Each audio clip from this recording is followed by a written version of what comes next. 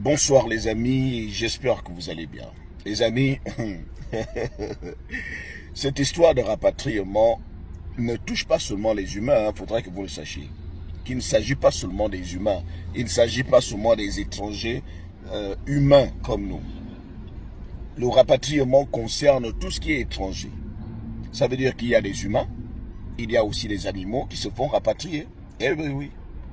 Il y a des animaux qui ont traversé, qui sont arrivés ici aux États-Unis de manière illégale, en traversant la frontière, sans pourtant se faire enregistrer.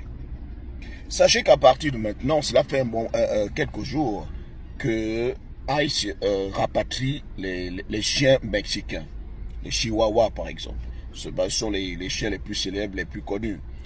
Les chihuahuas se font rapatrier parce que selon ICE, ils sont arrivés ici de manière illégale sans pourtant se faire enregistrer. Ils n'ont aucun papier.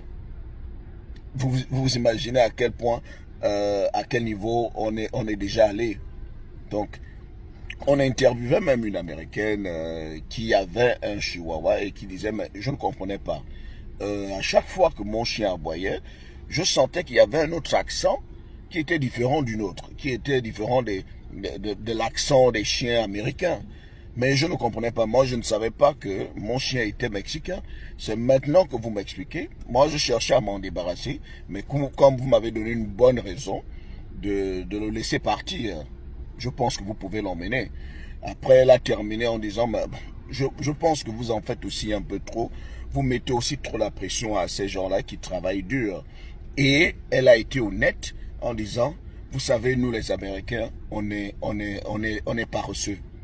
Je dis bien qu'on est paresseux parce que je commence par moi-même.